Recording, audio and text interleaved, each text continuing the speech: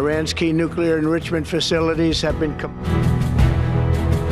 মধ্যপ্রাচ্যের মার্কিন ঘাঁটিতে ইরানের হামলায় যেন নাকানি চুবানি খাচ্ছে ট্রাম্প প্রশাসন।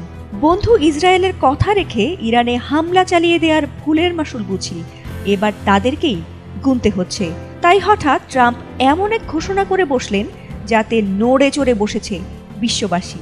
ইরানের প্রতি সুর নরম করে যুদ্ধবিরতির প্রস্তাবে ইরান ইসরায়েলকে তিনি রাজি করিয়ে ফেলেছেন এমন ঘোষণা করে বসলেন তিনি। তারপরই বাধে বিপত্তি। একদিকে ইরান বলছে তারা কিছুই জানে না, আর ট্রাম্পের বন্ধু নেতানিয়াহুর নীরবতা বাড়াচ্ছে রহস্য। যদিও যুদ্ধবিরতি নিয়ে ট্রাম্প ছাড়া আর কেউই মুখ খোলেনি, এমনকি তার বন্ধু নেতানিয়াহু নীরব। তাই এখন ট্রাম্পের এমন ঘোষণায় বাড়ছে সমালোচনা। ট্রাম্পের এমন বক্তব্যের স্বচ্ছতা নিয়ে তাই প্রশ্ন উঠেছে।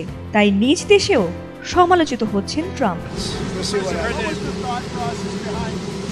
মোনালিসা হেভি ফ্লো 15 পিস প্যাকেটের সাথে 8 পিসের একটি প্যাকেট একদম ফ্রি।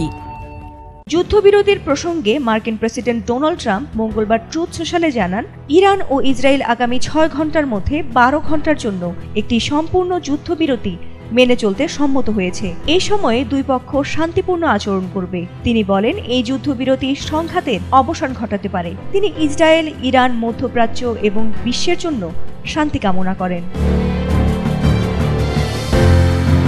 তবে ট্রাম্পের এমন ঘোষণা নিয়ে ইরান জানিয়েছে ভিন্ন কথা। তারা এখনও যুদ্ধবিরতির কোনো প্রস্তাব পায়নি এবং তাদের কাছে এমন ধরনের কোনো প্রস্তাবের প্রয়োজনও নেই। এছাড়া ইসরায়েল ও ইরানের মধ্যে যুদ্ধবিরতির চুক্তি ঘোষণা দেওয়ার পরও এ নিয়ে কোনো মন্তব্য করেনি ইসরায়েলের প্রধানমন্ত্রী বেনিয়ামিন নেতানিয়াহু। জেরুজালেম পোস্টের বরাত দিয়ে জানা গেছে, নেতানিয়াহু সোমবার রাতভর নিরাপত্তা মন্ত্রী পরিষদের বৈঠক ডাকেন। একই সঙ্গে তিনি মন্ত্রিসভার সদস্যদের জনসমক্ষে কোনো বিবৃতি না দেওয়ার নির্দেশও দেন বলে প্রতিবেদনে উল্লেখ করা হয়েছে।